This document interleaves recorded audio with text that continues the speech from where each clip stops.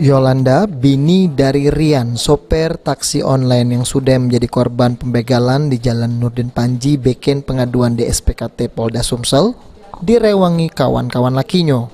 Betino bekerodong ini ngejelaskan sama petugas SPKT Polda Sumsel kalau lakinya Rian 34 tahun ini ngejalani perawatan di Rumah Sakit Miria dengan ngalami luka di bagian pala, leher sama badannya. Namun kondisi dari lakinya inilah membaik. Menurut Yolanda, lakinya sudah 3 tahun jadi sopir taksi online. Selama ini dia tidak pernah jadi korban kejahatan. Yolanda dewek terima kabar lakinya sudah kena begal sesudah ada kawan lakinya ngabari ke rumah pada subuh hari. Hampir 3 tahun. Hampir 3 tahun. Dan kejadian ini baru kali ini terjadi? Baru kali ini. Baru kali ini ya. Nah, semalam itu kejadiannya seperti apa? Kita dapat kabar? Tadi subuh tadi dapat kabar, aku didatengin ke rumah, ada teman yang datang ke rumah. Terus? Aku dikabarin itu suami dibegal, terus luka di kepala, dibacok, di leher sama di dada. Korban dewek menurut kawannya sudah tidak balik ke rumah sejak Daluari. Menurut kawan korban, kalau Rian sudah terima orderan pas jam 4 subuh dari Soak Simpor dengan tujuan ke penginapan di KM 12. Pas di Simpang Kades, pelaku berjumlah 2 wong minta balik lagi ke tempat asal dengan alasan dompet tinggal. Pas di TKP, ternyata oleh 2 penumpang, korban pun digebuk bagian pala, dado sama leher singgung alami luka.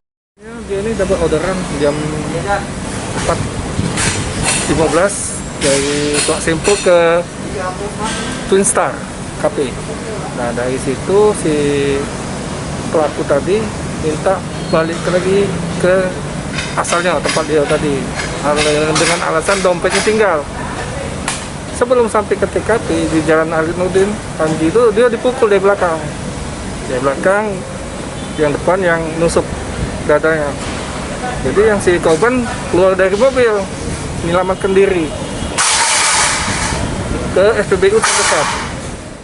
Polda Sumsel yang menerima pengaduan adanya sopir taksi online yang jadi korban pembegalan langsung nerjun ke tim gabungan terdiri dari Jatantras, Polrestabes, sama Polsek Gunung Lago ke penyelidikan. Dengan jajaran Polresta, kemudian dari Polrestabes dan Polsek Sukarame, kita sudah koordinasi tentang penyelidikan terhadap perkara tersebut. Anggota sudah turun bergabung, kami sudah profiling kira-kira pelaku yang melakukan kejahatan ini. Kami berharap serahkan diri kalian ya, kita sudah tahu Anda siapa pelakunya. Kalau tidak, tindakan tegas akan kami lakukan kepada Anda.